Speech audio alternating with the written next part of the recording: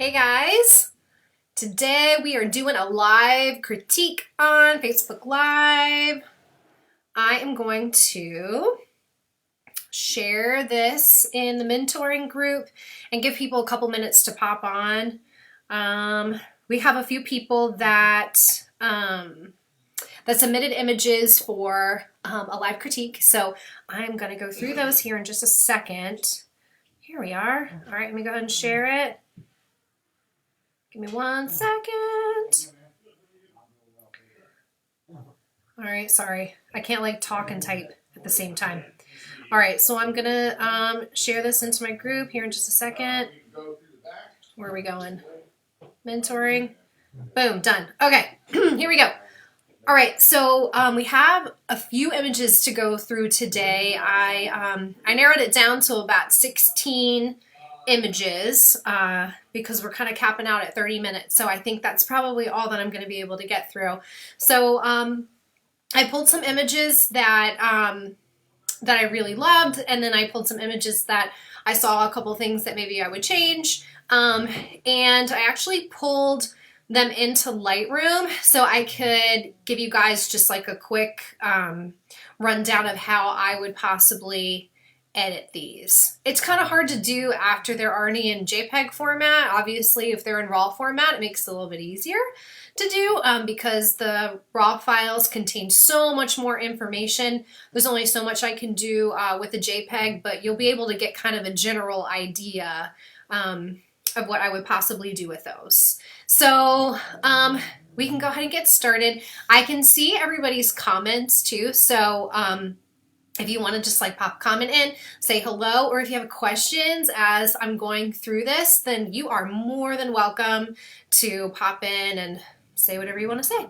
So again, this is just a live critique of some of the images that people had submitted. That's what we decided to talk about this Thursday. And for anybody that's not joined in before, the way these Facebook Lives work is I go live every Monday and Thursday. Mondays are a live Q&A. You can ask anything that you want to ask. Those happen at noon Eastern Standard Time. And then on Thursday, we talk about a different topic every week. And those are at 4 o'clock also Eastern Standard Time. So feel free to pop in anytime, take a peek. If you're not already in the mentoring group, then feel free to join. I will post a link on here so you can join the mentoring group if you're in the wedding industry or if you're a photographer. It's a great place to ask questions, to get feedback from multiple people in the group as well as from myself. So it's an awesome place, safe place to ask questions and to grow in your business. So yeah, I will make sure that that link is posted. So all right guys, so I'm gonna pull up some of these images. I'm gonna screen share with you. Give me just 1 second. I'm gonna pull it up really quick. We're gonna run through some of these. So this was an anonymous critique, so I'm not going to like mention names unless somebody is in here that wants to like comment on this. If it's your image and if you want to talk about it, then you're more than welcome. But you don't have to. So give me 1 second here. I swear I'm going to screen share here with you guys in a second. I promise it's coming. All right, here we go. Okay, so we're going to start with the first one here. And this looks like a wedding ceremony underneath a pavilion. And let me be the first to say that these are really difficult to photograph. So if you've ever photographed in a pavilion before, especially on a really bright sunny day, these are hard to do. I'm just speaking from experience. So there's a couple different ways that you can get really good exposure on the subjects, because especially if it's backlit like this. One of the ways that you can do that is by using off-camera flash during the day and having your flashes set up so you can try to overpower the sun and get better exposure on your subjects. Or you can underexpose slightly when you are photographing and then bring that up in post-processing. So what I mean is photographing where you are exposing more for your highlights instead of trying to expose properly for your subjects. And then when you come into Lightroom or into Photoshop, then you can just increase the exposure. So, so with this particular image, I would say I would definitely make sure that it's straight when you're in post-processing, going in and just straightening the image. And I can tell with this in particular, it's a little bit difficult to get really good white balance when you have a lot of different colors being cast because you've got like a little bit of a red floor, you've got a brown ceiling. But for me, for my particular editing style, I would want to brighten this up. So I would just increase the exposure to brighten it up. And then to get rid of some of this brightness in the background, just decrease the highlights. So there's a couple places that you can do that. You can do that here where the exposure panel is, and you can bring the highlights down. You can also do it in the tone curve panel. You can bring the highlights down here. So that's what I would do, is just increase that exposure and bring down the highlights. But also I would adjust the white balance here. I particularly am not a huge fan of like the reddish tones. That's not necessarily this image, just in general, like in photography. So I would counteract those reds by bringing in some green. And then naturally when you bring in the greens, the yellows tend to pop. So I would also cool down the image a little bit too and bring in some of the blue to counteract the yellow. So just so you have some kind of comparison of like where we started. This was the original image, and then this is where we ended up. So it's a little brighter than before, straighter image. And the one thing that I did notice with this one is to really watch this shutter speed here. So typically, if you have subjects that are not doing a lot of movement, you should be okay at 1/125th. I would say probably 1/250th of a second is probably as slow as my shutter would go with this.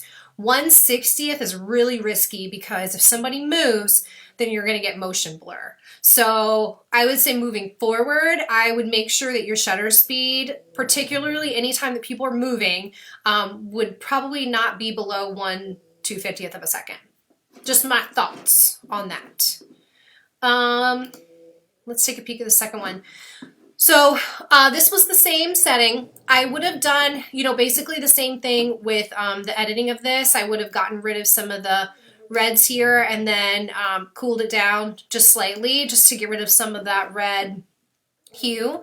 It looks like in this image, and again, I can't really tell completely because these are JPEG images and I don't think that these were big files. But the subjects look a little bit out of focus, so I would just make sure that your focus point is right on your subjects. And again, just upping that shutter speed would be ideal. I mean, as far as how you have the subjects posed, I think that this is exactly how I would pose a bridal party. The one thing about this pavilion, and again, not being there, it's a little bit difficult for me to say what is on the other end.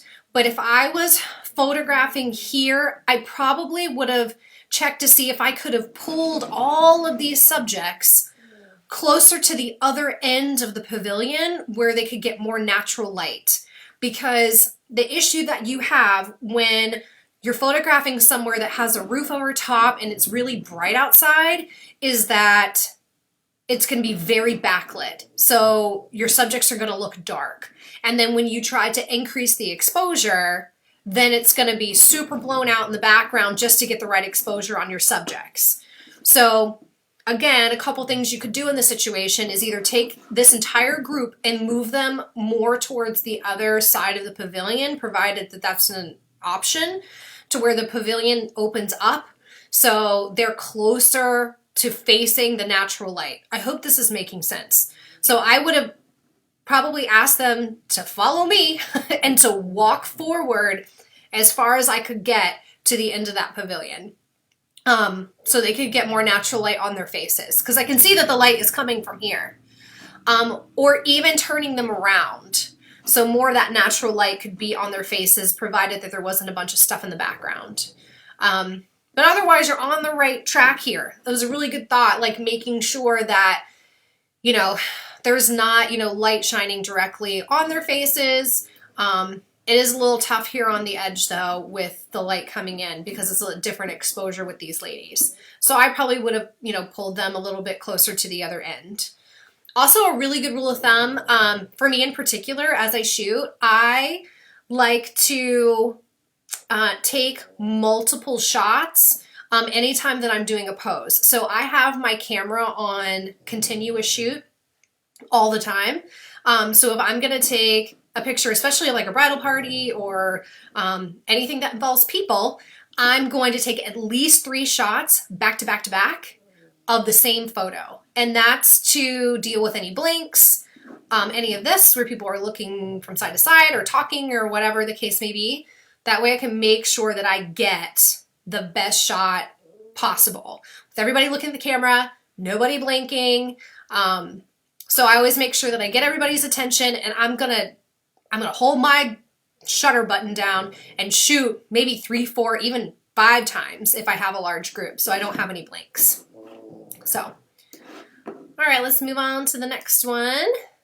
This one, same thing. I mean, I think that this is, the exposure on this one's a lot better.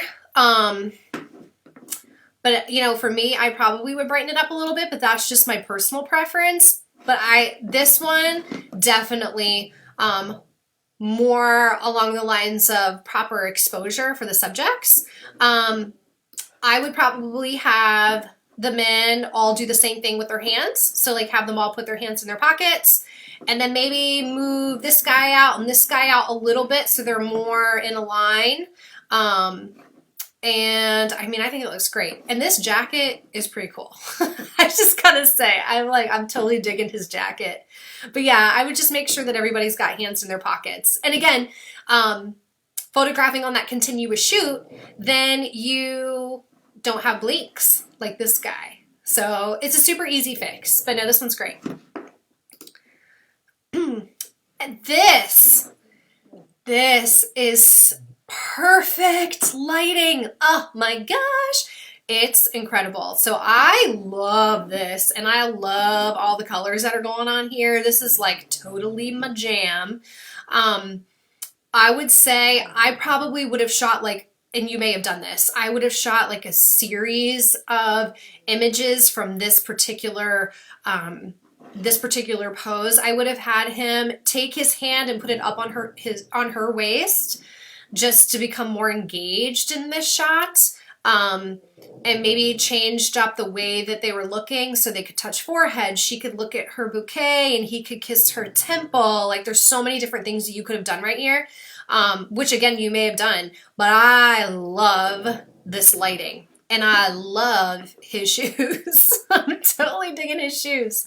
Right, Liz? Oh my gosh. It's like, this is incredible. So here, this is your spot for lighting. And, you know, you could totally take the bridal party here. You could photograph family here. Like you could do tons of stuff here. This was incredible. Loved it, loved it. Same thing here. The only thing that I would have adjusted here was brightening up the image just a little bit. So you can increase the exposure on this. You can bring down the highlights a little bit so those highlights aren't super blown out. And then just straightening it and cropping it in. And you've got like the perfect portrait here. Like it's super pretty. Like the lighting in that space was awesome. Yeah, that was fabulous. All right, so here's a ring shot, and I'm not sure. It looks like this was shot with a 30mm, but I'm wondering if maybe there was like a macro tube or something that was attached. I'm not sure. That's what I'm guessing because it looks so much like a macro shot. So first of all, I want to say, awesome job being able to take this and not getting a blurry image, because macro shots can be really, really difficult to get.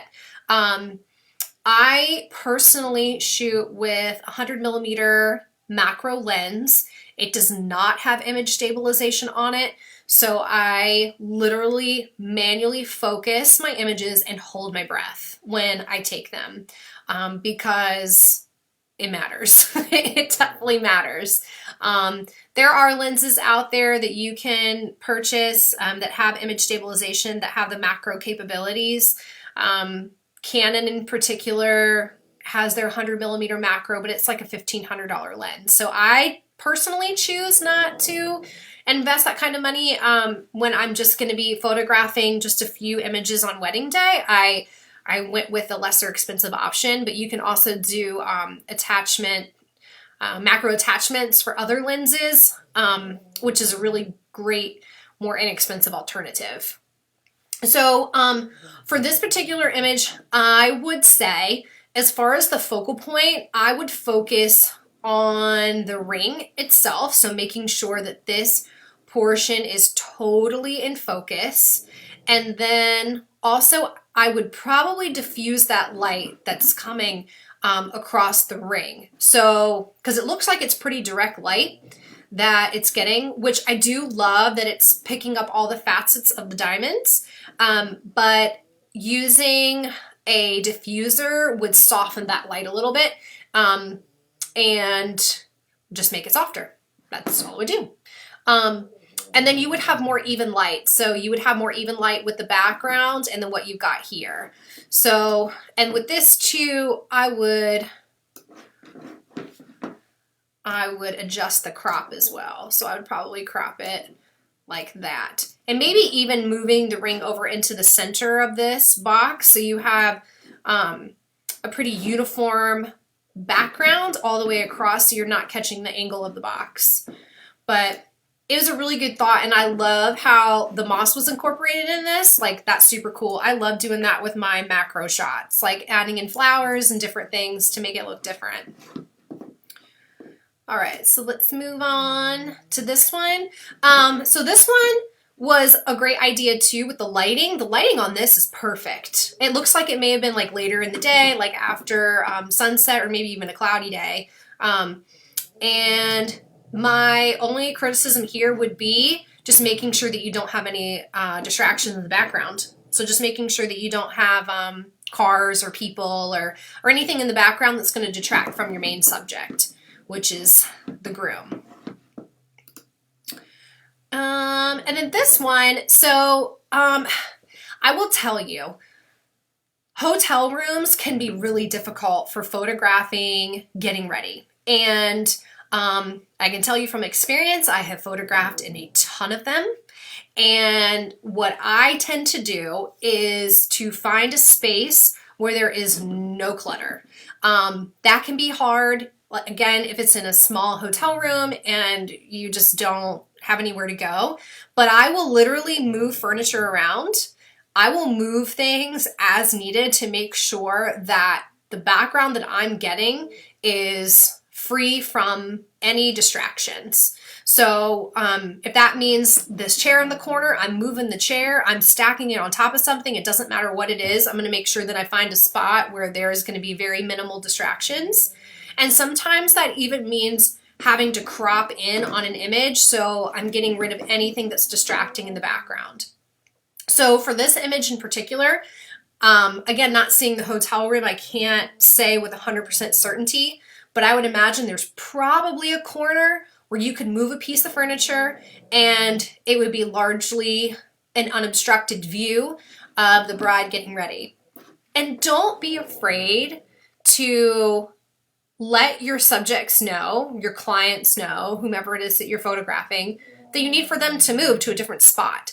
I totally understand like wanting those candid moments, but I will say from experience that my clients do appreciate when I'm able to set them up in a place where those candid moments can happen, but we can also get the best background possible. So don't be afraid to move things. Don't be afraid to ask your clients to move. I wouldn't be afraid of that at all if it means a great image. So I loved this one. So with this one in particular, I would say just bump your shutter and you're good to go. This felt like there was maybe a little bit of motion blur that was starting because it was a little bit out of focus, but the moment was awesome.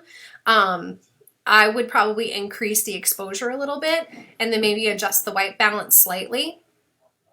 And yeah, but adjusting that exposure, especially when you have people moving, I would say 1/250th of a second is probably going to be your go-to spot, especially with something like this, so you don't get that motion blur. Man, she really smashed that in his face. Oh my gosh. All right, so here we have a couple, I don't know if these are back to back. I know that this is at least one boudoir image. There's two in here, but I don't know which one's which. Oh wait, no, yeah, no, they're back to back. Okay, so I love boudoir. I don't post it as much as I should. I actually photograph it quite a bit. And the two things that are going to make you like the most successful in boudoir when it comes to the actual like technical photography is lighting and posing. And I really feel like with these images that I saw that the lighting and the posing are like totally on point. I would say for this image in particular though, I do love that the focus is on the lashes. I would have panned out to be able to see more of her body because I'm not sure that I would have known that it was maternity without seeing the name of the file. So I would say you could still focus on these lashes, but I would pan out a bit so you can get more of the body. The lighting is fine. And then I would have softened this part here, or maybe moved my focal point out a little bit. So maybe you're more out towards this way. So you get less of this part of her head and more of her face and be able to see more of her belly here. But from a lighting perspective and actual pose perspective, I think that this was totally fine. I just would have moved myself slightly to the right to be able to get more of this, and then moved back as well just to get more of the whole body. And then I would smooth this out in post process. So I will say there are different schools of thought when it comes to boudoir. Some people like to Photoshop. Some people feel like they shouldn't Photoshop. I am one that I've had my own boudoir session done, and I appreciated that there were certain things that were smoothed out. So if this was my image, then I would be totally fine with you getting rid of anything in there line-wise. So I would have smoothed that piece out. This one, I loved this. And I will say that the lighting is like totally dramatic. That I love, love, love. The only thing that I would have maybe done differently is turned her face a little bit more towards the window so you get more of her eye here and not the dark circle underneath. But the lighting is like incredible. So good. So good. So this was actually an entire gallery that was sent to me, and there were so many images in here that I loved, loved, loved, loved. So I'm gonna show a couple critiques and then a couple that I really, really loved out of this gallery. It was just so much fun.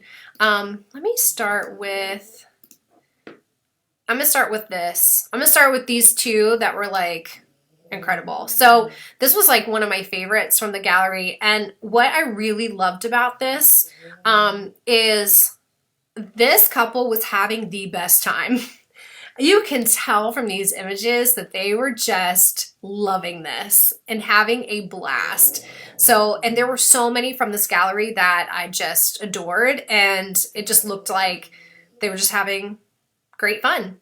And so I'm not going to say who photographed this unless they are on and they want to talk about it.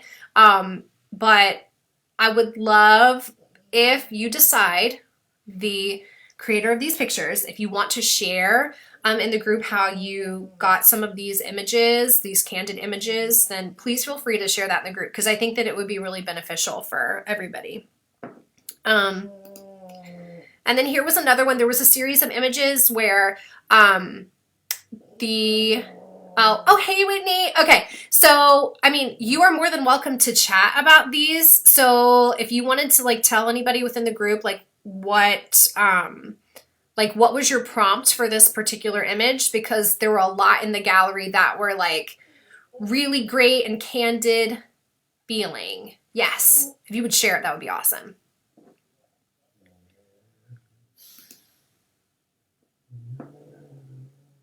And I'm going to keep talking while she's typing because there is a little bit of a delay.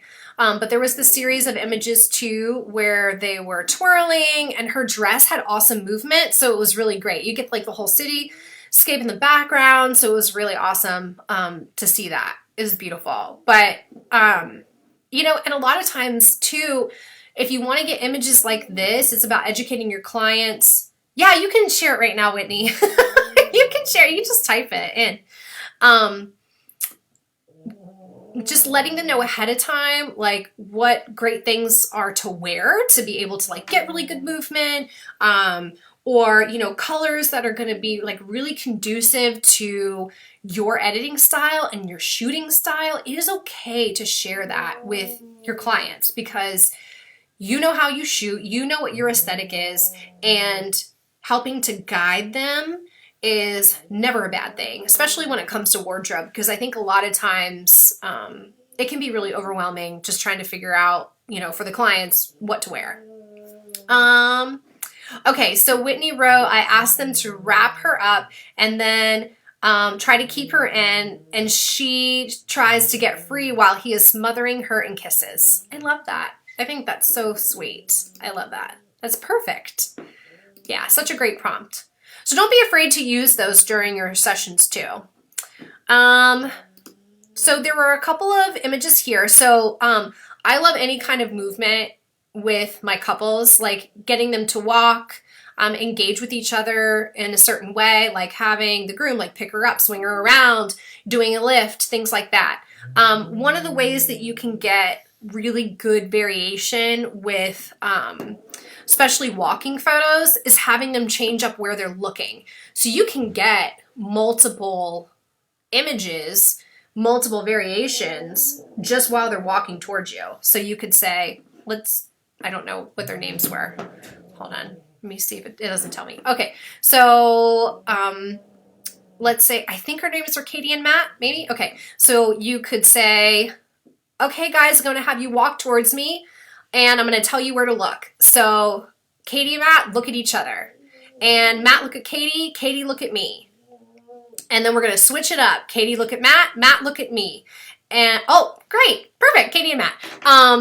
So then you were able to get 3 different variations of that walking pose just by telling them to switch up the way that they were looking. You can have them look at their feet. You can have them look off to the side. So many different ways that you can switch up this particular pose just by having them walk in a straight line. This was so fun. I love doing these types of poses. I will say that when I am directing my couples on doing the lift photos, I tell them there are a couple different ways that they can do this, and it really is dependent upon the height differential between the two. So I will tell the groom that he can either put his arms around the small of her back and lift her, or he can take his arms and put them under her booty and lift her. It really just depends on the height. And I'll tell them, you know, it's going to take a couple practice runs. It's totally fine. Like, you don't have to get it perfect the first time. But we will do this a couple of times. And I do ask the bride to have one leg slightly bent and then one leg a little bit straighter, just to give a little bit of variation in the legs. So that's the tip that I give them. That way we've got really great lifts right in the sweet spot. So it really depends. Some people it's, you know, grabbing underneath or right around the small of the back, and some it's underneath the booty. It just depends on the person. But yeah, having those, the one leg slightly straighter just creates a little bit more interest in the photo. And this last one, so I love this, and I love being able to see the cityscape. well, maybe not the whole cityscape, but being able to see the buildings. What's great about this is you are blocking out anything that could be here, like cars and people. I will say that I do try not to photograph a ton from below, only because it does make your subjects look bigger. Some people like really love like that powerful look, like especially men, or if you're photographing like a band, or maybe even like a high school senior, like having like a man, or male high school senior, having that look of power. But you have to be very careful with that, especially when photographing females, because it does create the illusion of a bigger person. I would say for this particular image, it worked, but I would definitely like be careful of that in the future with photographing from bottom up. But for the most part, I thought this gallery was really fun, and it looked like these, looked like this couple had a blast. And I will say, I mean, all of these images that came in today, 100% you guys are totally on the right track with where you're going. There were some really, really beautiful images with all of these, and I am so appreciative of everybody that sent in anything to get a critique on. I know that that's not easy to do. I know it's hard to have people take a look at your work and give you any kind of feedback if it's not 100% positive, but on the flip side of that, that's the only way that you're ever going to learn. So I totally appreciate all of this coming in today, and I'm glad that you guys felt comfortable enough to be able to do that, and you were open to getting some feedback. So anyway, we have a little bit of a delay, so I'm gonna wait just a second to see if anybody has any questions. The one with the dress made you swoon, Liz? I know, me too. Me too. There were so many good ones. So many good ones. Yeah, so we'll definitely have to do this again, guys. This was a lot of fun. And let me go back so I can, like, you can see my face. I don't know if you really want to see my face. So anyway, so this was wonderful. And of course, if you guys ever have any questions, you know, you can reach out to me on Messenger. I think my email is now up on the mentoring page, so you can always reach out to me directly with any questions that you have. So we will be live again. You're so welcome, Whitney. We'll be live again on Monday at noon with Ask Anything. You can shoot me an email with your question. You can post it in the group if you also have a question, so you do not necessarily have to be on live to get your question answered. There's always going to be a replay available. You're so funny, Liz. There's always going to be a replay available where you can go back and find that answer to your question if you want to go back and take a peek. So feel free to shoot me a message, shoot me an email, and hopefully I'll see you guys on Monday, and have a wonderful weekend, y'all. I'll talk to you soon. Bye.